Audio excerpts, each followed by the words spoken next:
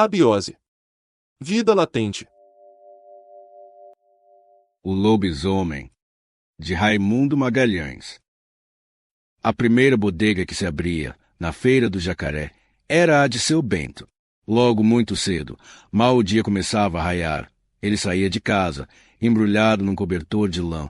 Por causa do frio cortante, escancarava as duas portas da frente, ia a ancoreta de cachaça pousada em cima do balcão, tomava um tronco para esquentar o corpo e ficava, por algum tempo, passeando dentro do quarto, à espera dos primeiros fregueses. Estes não demoravam a chegar. Eram, de ordinário, os mesmos. Seu Valdevino, marchante, dono do açougue vizinho, conversador, inesgotável e cacete, depois da terceira golada, o capitão Mosqueiro, espírito alegre e vivo, grande contador de anedotas picantes, que, apesar de muito repetidas, arrancavam formidáveis gargalhadas. Seu Doca, o mais moço de todos, prosador poeta, que assombrava a terra com seus violentos artigos políticos nos jornais da capital e já era uma celebridade consagrada pelo almanaque de lembranças. Tivera estudos. Toda a gente o considerava um moço preparado. Fazia graça de um grosseiro materialismo. De vez em quando, atracava-se em polêmica com o vigário da freguesia, um santo homem que tomava a peito converter o herege. Só mais tarde chegavam o Baé, o Januário, o Zé Preto, o velho Macedo, o Caboquim e outros negociantes das mediações, que formavam uma grande roda, aplicada toda a manhã, até a hora do almoço, a beber copinhos de cachaça e a falar da vida alheia. Quando seu Bento abria a porta, vinha de dentro do quarto um bafo morno, nauseante complexo, em que se misturava o cheiro de 1000 coisas heterogêneas, sardinhas secas, jacas, rapaduras, fumo de corda, álcool, drogas, plantas medicinais, queijos, alhos e cebolas brancas, bananas, atas, avoantes. Além de negociante de gêneros alimentícios, seu Bento era também muito entendido em assuntos de medicina caseira. Como na terra não havia médico nem boticário, ele desempenhava o papel de curioso. Com o auxílio do seu bojudo Chernovis, aconselhava remédios a quantos recorriam à sua experiência, e dizia-se que estava só para tratar das doenças do mundo. Jalapa para estes, batata para aqueles outros, eram os seus remédios prediletos. Se não fizessem bem, não podiam fazer mal.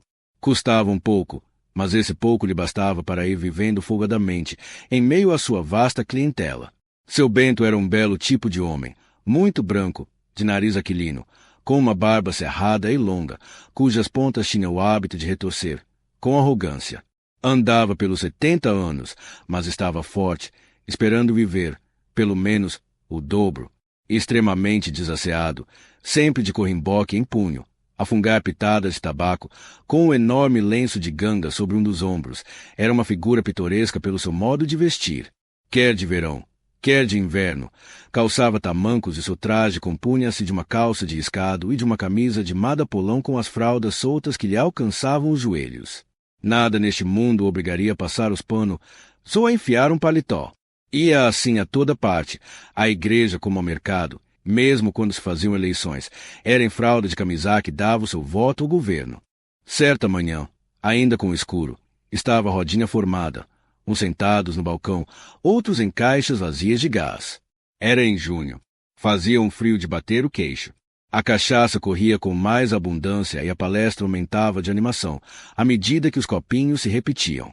A neve, como lá se chama a cerração, era tão espessa que não deixava ver nada a 20 metros de distância. Por isso, ninguém reparou na chegada do Zé Vicente, um lavrador de Pavuna, senão quando ele, depois de ter amarrado o cavalo à gameleira da porta, entrou na bodega, muito maneiroso, dando os bons dias apertando a mão de cada um. Seu Bento quis saber logo que novidade era aquela, porque aparecia ele assim de madrugada. Haveria doença em casa. Foi a mulher que quebrou o resguardo, explicou o Zé Vicente. Teve criança há 3 dias, estava passando muito bem, quando, ontem de noite, aconteceu uma desgraça. Que foi? Que foi? Perguntaram todos ao mesmo tempo. Acho que foi um lobisomem. Pela meia-noite, ouvimos um bicho rosnar e arranhar a porta do quintal com muita força. A cachorrinha, Parida de novo, deu logo sinal do lado de dentro e o bicho largou um grunhido que nos encheu de pavor. Talvez seja um guaxinim, disse eu à mulher. Quis me levantar, sair fora, para ver que marmota era aquela, mas a Maria não deixou. Depois, mais nada. A baleia calou-se. Pegamos no sono e, hoje de manhã, ao despertar, verificamos que a porta dos fundos estava aberta e o bicho havia comido a ninhada de cachorrinhos que estava na cozinha. A Maria jura que foi um lobisomem. Eu também acho que sim. O certo é que a pobrezinha tomou um susto medonho, quebrou o resguardo e, agora, está para morrer. Seu Bento consolou o pobre homem sobre cujo lar desabava uma tamanha calamidade. Isso não é nada, Zé Vicente. Dá-se um jeito. Tenha coragem e fé em Deus. Consultou demoradamente o Chernovis. O remédio é um purgante de Leroy ou então água inglesa. Leva o Larois. Era assim que ele pronunciava. Leva o Larois e venha me dizer, amanhã, se a mulher melhorou.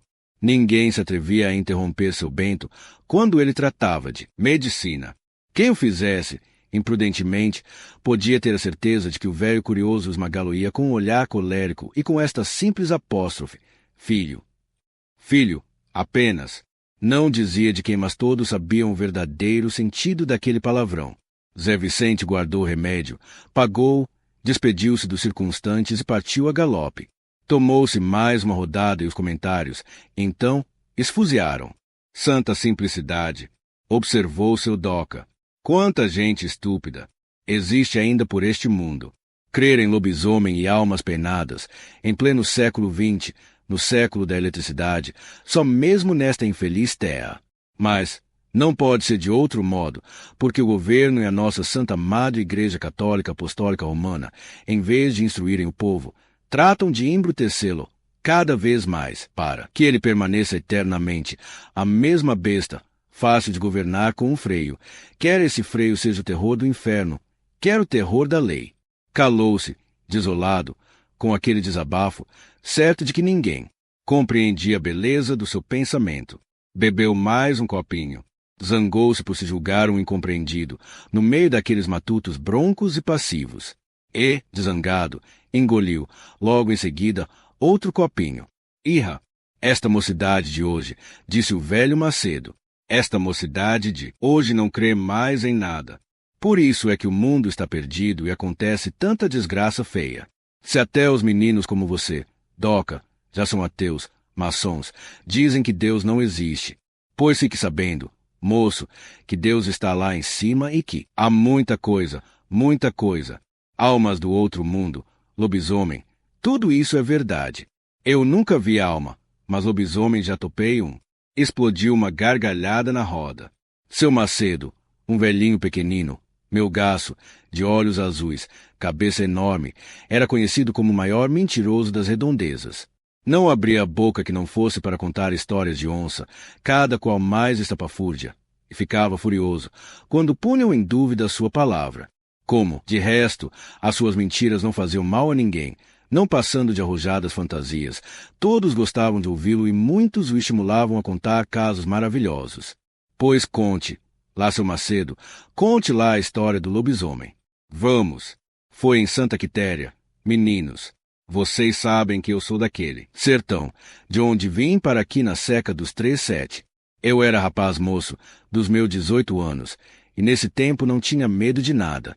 Corria atrás de boi no mato, fechado, matava a onça de faca, pegava cascavel pelo pescoço e quando ela abria a boca para morder, cuspia-lhe dentro mel de fumo. Depois soltava a cobra. Ela estrebuchava e morria. Eu era doido varrido. E se havia coisa que eu tivesse vontade de ver de perto, era um lobisomem.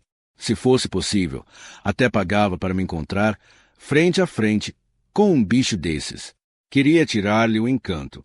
Como vocês sabem, o lobisomem é perigoso, mas basta que a gente o fira, mesmo de leve, com uma faca de ponta, para ele desencantar.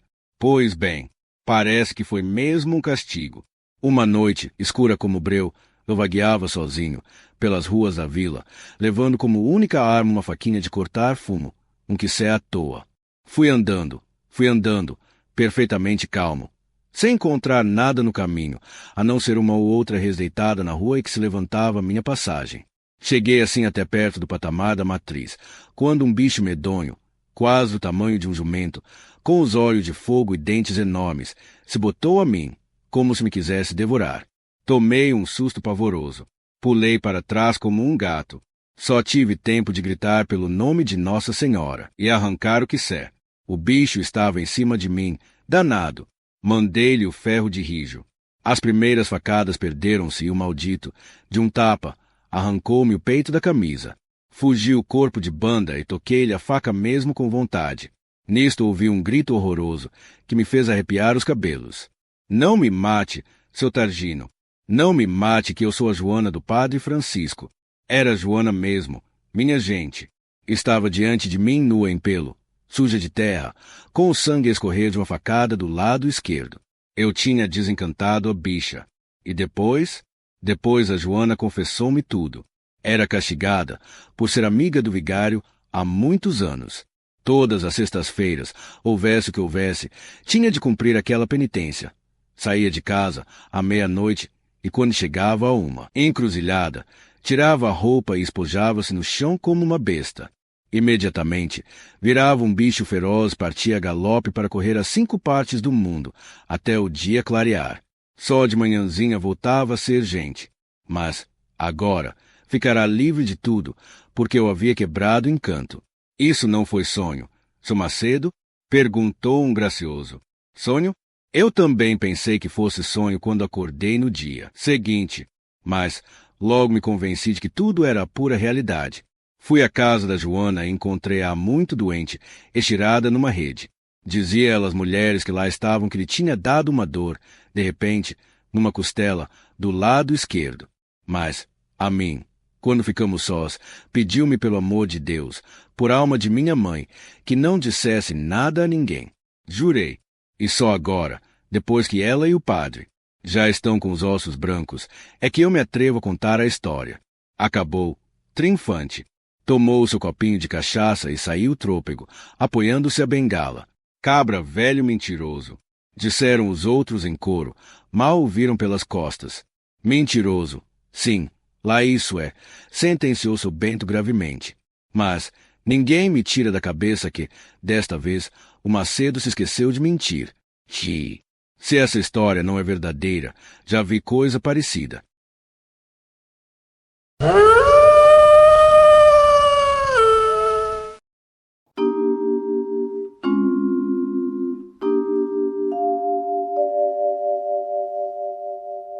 Todos os direitos reservados para JB Studio. Quer saber como colaborar com o canal, dar alguma sugestão ou patrocinar? É muito simples, entre em contato com a gente. Envie um e-mail para abiose.vidalatente@gmail.com. Agradecemos a todos e até o próximo capítulo de Abiose, Vida Latente.